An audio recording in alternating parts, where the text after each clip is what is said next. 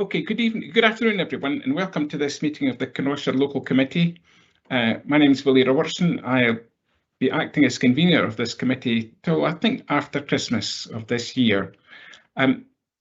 We have quite a small agenda in front of us, so hopefully this won't take too long, but I think once we get up and running, we should have a lot more things to discuss that of importance to the people of Kinross-shire. We have the minutes of the previous meeting. I'll start off with welcome and apologies. Is there any apologies for the meeting? No, convener. Thank you. Any declarations of interest? Okay. Right. Item 3 are the minutes of the previous meeting of the 21st of April. Are there any matters arising that anyone would like to raise?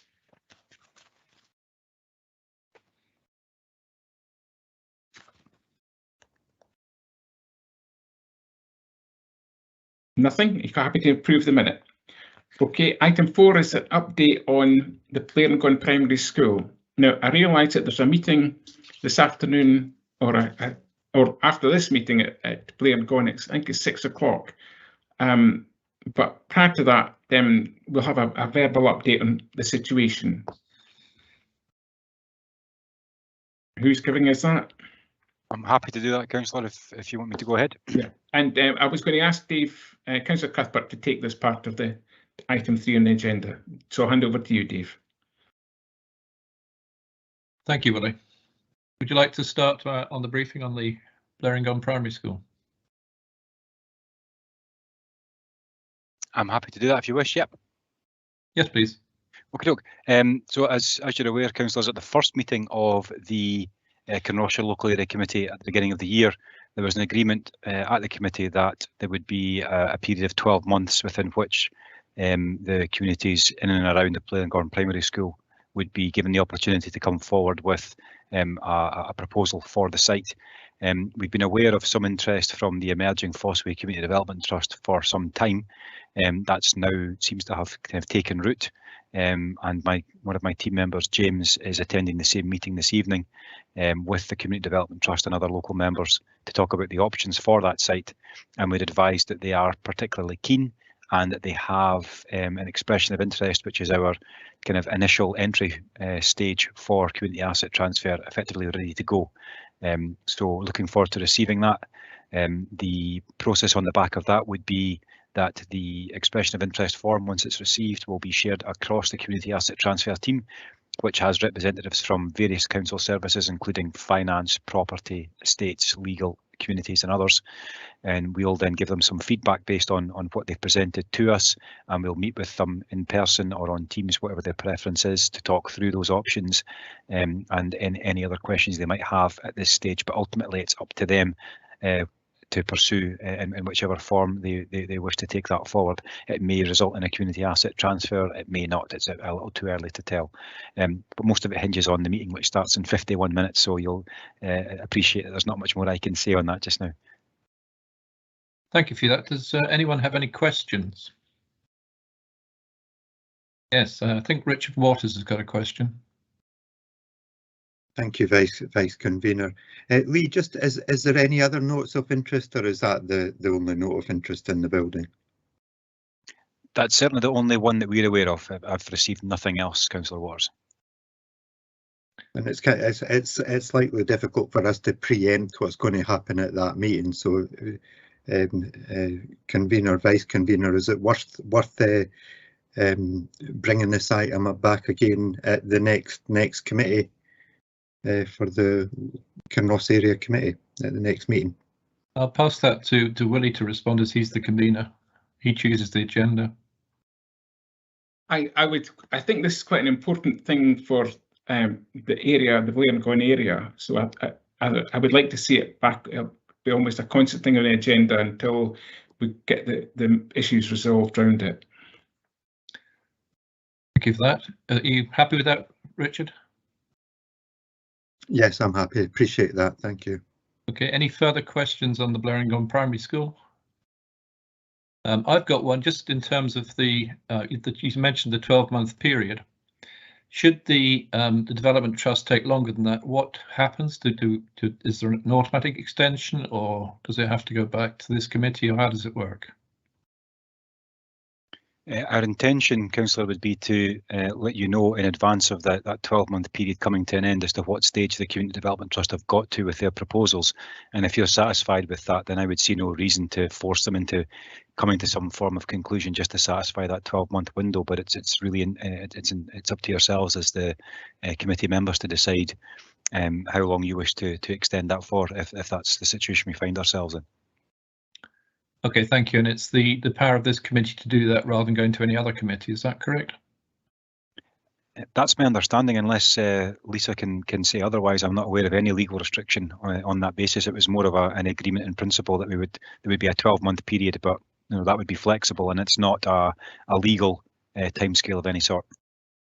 No, I can confirm it's not a legal requirement of any sort. I mean, a lot of these things are really just dealt with by way of delegated powers. So it's really just about the effective management of that business. So there's no difficulty with the way forward, as Lee has articulated, should we find ourselves in that position. Okay, thank you, Lisa. Is that everything on Planecon? There's no more questions or comments? I don't see anything on the chat. Could I possibly ask Yep. a question? Lisa or Lee, could you take us through the process for those who might not be aware of how the community could take over the primary school as an asset? Absolutely happy to do that. There are multiple options, all of which are kind of couched under the broad terms of community asset transfer. So the most straightforward option would be for the community group to just enter a direct negotiation with the council's estates team for either a lease or an outright purchase of the site, which wouldn't go through under the community asset transfer regulations that are contained in the Community Empowerment Act. So that would just be an agreement between the two parties with no other kind of legal implications. The benefit of the community asset transfer regulations are that there's two main kind of benefits, I suppose. One is that there's a presumption in favour of any valid community asset transfer request being accepted unless the council has reasonable grounds to refuse it. And also, if the community group can demonstrate significant community benefit resulting from their taking on the building through community asset transfer, then they can legitimately request a discount on any agreed price that might come to from an independent valuation. The slight drawback is that there are legal timescales attached to community asset transfer, which can make that process last or take a little bit longer than would otherwise be the case. So what our advice has always been is that we have the conversations at the earliest possible stage. We try to negotiate based on the information that we have at that time. If the community group are happy with that approach and they're happy with the price or the negotiation that's been put in front of them, then we'll just do it on that basis. But if they feel they could secure a greater discount, or they want the security of having the legislation behind them in terms of their approach being accepted unless there are reasonable grounds for refusal, then they're entirely within their right to go down the community asset transfer route. And we have a full application form and guidance on our webpage that we would direct them to. And at all stages, the community planning team, mainly through James Gardner, who a name you'll be familiar with as a community empowerment officer, would support them throughout that entire process, regardless of which route they chose to go down. I hope that makes sense. That's really helpful, and I hope it's helpful to my fellow ward councillors. Mm-hmm. Thank you for that, Lee. I think Barbara Renton's typing something, but I'm not sure. Are we all happy with the Planecon Primary School item? Has anyone got any comments or questions to make? No. Did you take us straight to that one, Willie, and skip the road safety, or do you want me to take that one as well? Sorry, I was going to come back to the road safety update, but you just carry on, Dave, and I'll take the last one. You can go downstairs and have a beer, can you? Yeah, okay. With the road safety, I think Daryl McEwen's here, so. Yeah, afternoon, councillors. Do you just want me to go through an update on where we are with the traffic regulation orders and the various road safety projects? I think so. I think there's I think Billy was looking for a particular emphasis on Glenfarg and possibly the drum and the mitigation measures on the A977, if you could. Okay. Yeah, we're currently working on preparing the drawings for the temporary traffic regulation orders that were introduced during COVID. We need to make them permanent if the community is agreeable, because there's a limited time frame on those. So that will include things like Kinross Town Centre and Milnathort Town Centre, the villages at Maryborough, Kilty Bridge, Scotland Well, small sections in Crook of Devon and in Drum, and in Glenfarg. Now, at the moment, the 20-mile-per-hour speed limit covers the core of Glenfarg village, because that's where the bulk of the pedestrian activity was centred. What we will want to do as part of the consultation with the elected members on the ward and the community council is to see about possibly extending that. There are concerns about the speed of traffic on the main entrances coming in on the B road, where the road is wide and is straight. Now, we do have concern about introducing too low a limit. If we brought in a 20 miles per hour limit that covered the whole village, the road environment at the moment is such that it's unlikely to be complied with. We would need to make physical changes to the road layout, but we would want to gauge the response from the local community as to whether they want us to pursue that or not. We can certainly extend the 20 in the core of the village, and the 40 at the south end of the village is due to be changed to a 30 to accommodate the new housing development. It's whether or not we want to extend the 20 further than that. But there are several requests for new 20-mile-per-hour speed limits have come in recently in places like Tillyrye, Kirthall Towers, Borland. I mean, Cleash and Borland sit on a 40 miles per hour speed limit at the moment. We've been asked for a slight extension at Cleash Village. Looking at the Watergate or Cleash Mill area on the B9097 at Duncreevy and at Path of Condy. So again, drawings will be prepared, and I mean, rather than doing it sort of one community or one urban settlement at a time, our plan is to issue to the elected members, to the community council and to the police a series of drawings. So we'll do them in batches, so you get all the 20s together, all the 30s. 30s, an update from our last meeting, the requested 30 at Carnbow and at Gallow Hill Road. They're proceeding, but we're also looking at places like Mawcars at the north, the very top of Milnathort, at the top of North Street. We need it extended to include the new housing development that's there. Tillyochie and Belfield we've been asked about, and if we're progressing with the 40 miles per hour speed limit from Scotland Well to the Fife boundary, we would probably want to bring the speed limit in Auchmuir Bridge, down to 30 to create a distinction between the rural and the sort of semi-urban area that we have at Auchmuir Bridge. We'd also been asked about making a prohibition of entry at Backlone on Milnathort. There was concern from residents about unnecessary traffic cutting through there to get out onto North Street.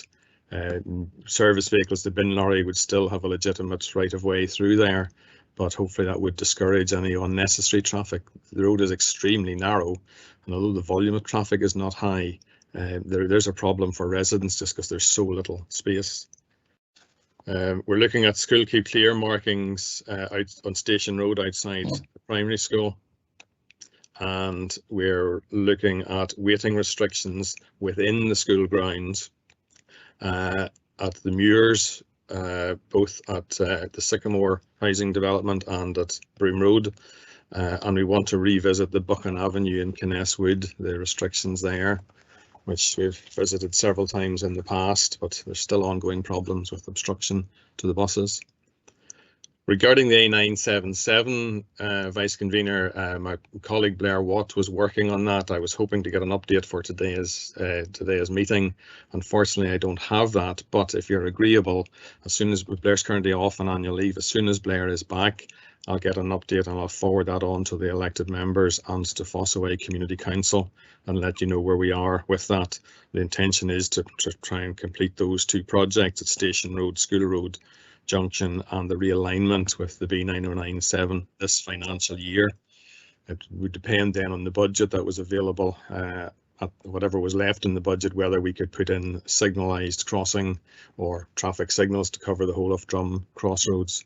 But Blair will provide me with an update which I'll forward on to you hopefully next week. Okay.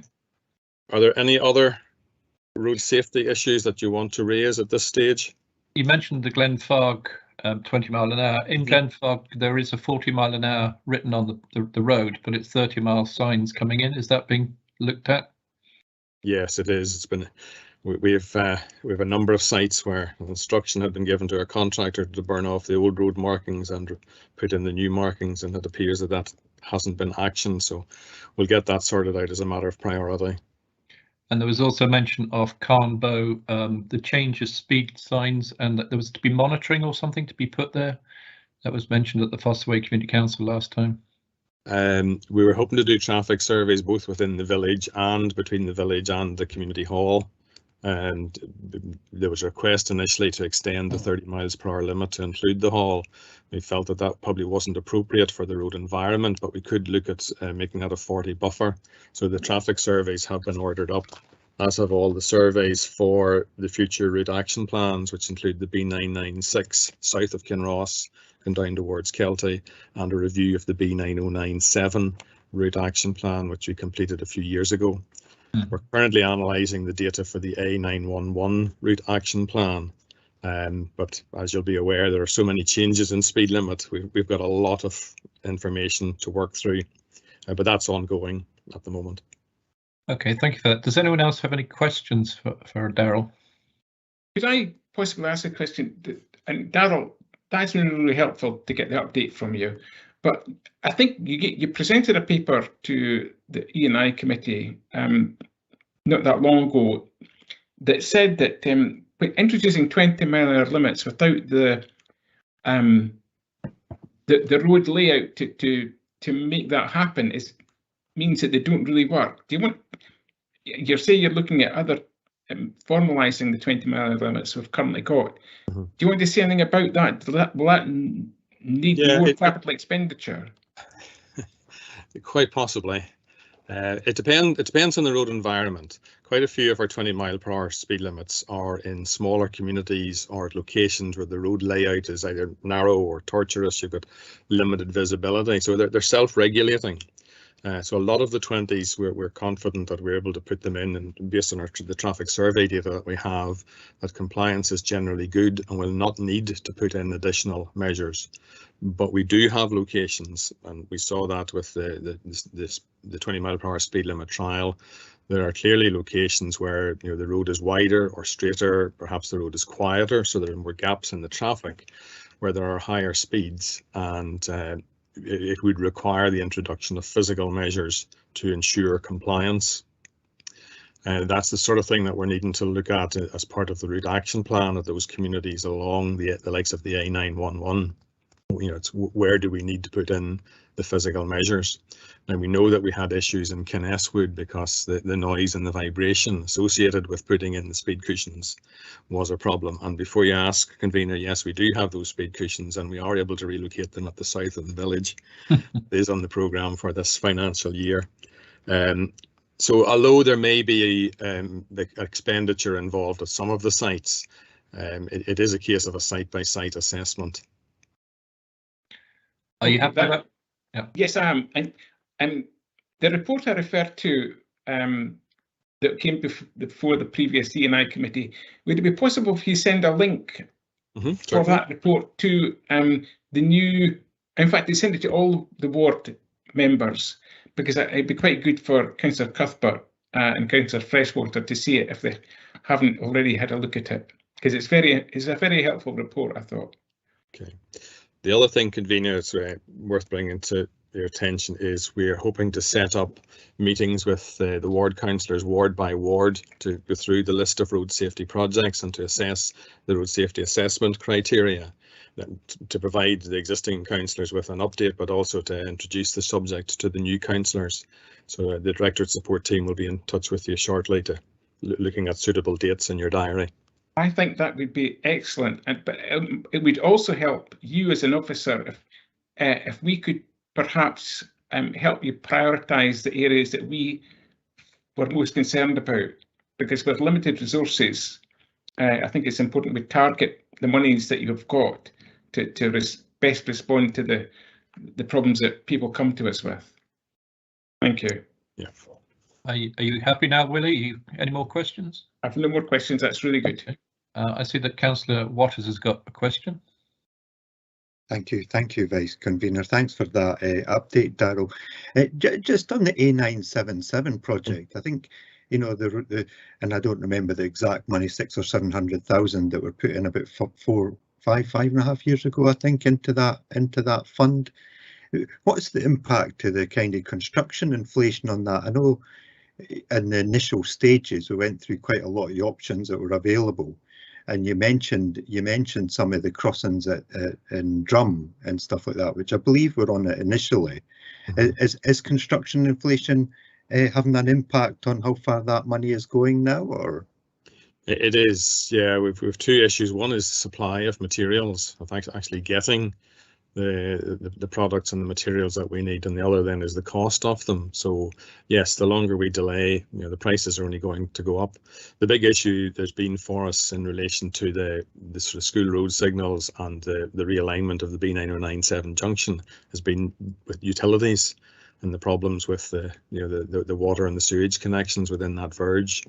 But like I say, I'll get an update from my colleague and we'll get that information to you as soon as we can. That'd be appreciated. Thank you.